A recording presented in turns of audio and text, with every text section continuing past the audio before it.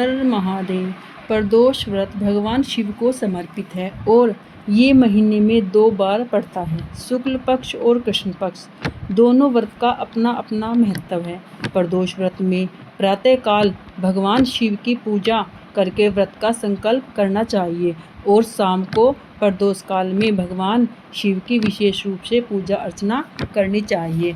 इस बार वैशाख शुक्ल पक्ष का प्रदोष व्रत 9 मई शुक्रवार को रखा जाएगा, जबकि त्रयोदशी तिथि शुक्रवार को 9 मई को 2:58 पर आरंभ होगी और त्रयोदशी तिथि की समाप्ति 10 मई शाम 5:32 पर हो जाएगी।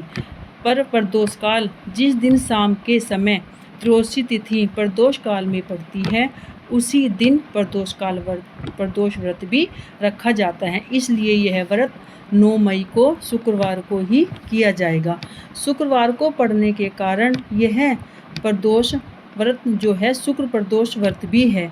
शुक्र प्रदोष व्रत के करने से सांसारिक सुखों की प्राप्ति होती है, भगवान महादेव प्रसन्न होते हैं और माता रानी की भी कृपा मिलती है और उनकी महादेव और माता रानी की, माँ गौरा की, दोनों की विशेष कृपा प्राप्त होती है। इस दिन प्रदोष काल का समय रहेगा शाम 5:55 से 7:40 तक। इस समय हमें प्रदोष काल के समय में प्रदोष व्रत की कथा सुननी चाहिए या पढ़नी चाहिए। भगवान शिव की पूजा अर्चना अभिषेक करना चाहिए, शिव चालीसा पढ़नी चाहिए और हमें इस टाइम पे अगर हम मंदिर में जाकर कुछ भी ना कर सके तो हमें प्रदोष काल में भगवान पर गंगा जल से अभिषेक अवश्य करना चाहिए और एक घी का दिया अवश्य प्रज्वलित करना चाहिए। और वैशाख मास का ये शुक्ल पक्ष की जो प्रदोष व्रत इस बार शुक्ल प्रदोष व्रत है, यानी जो त्रयोदशी तिथि है, ये इसलिए भी महत्वपूर्ण है क्योंकि मोहिनी एकादशी से और पूर्णिमा तक जो लास्ट के वैशाख के 5 दिन होते हैं, इनमें हमें स्नान दान करने से, व्रत पूजा पाठ करने से पूरे वैशाख महीने का जो फल है वो मिलता है।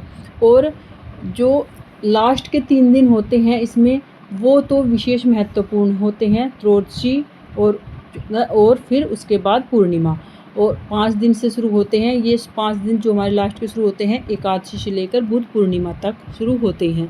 और त्रयोदशी इसलिए भी महत्वपूर्ण है क्योंकि इस त्रयोदशी को ही भगवान नरसिंह का अवतार हुआ था तथा चतुर्दशी को जयंती मनाई जाती है और पूर्णिमा को बुध पूर्णिमा जयंती मनाई जाती है, इसलिए इसे बुध पूर्णिमा भी कहते हैं। और इसलिए ये प्रदोष व्रत जो त्रयोदशी की तिथि है ज़्यादा महत्वपूर्ण है वैशाख मास की, क्योंकि इन 5 दिनों में हमें पूरे वैशाख माह का फल मिलता है।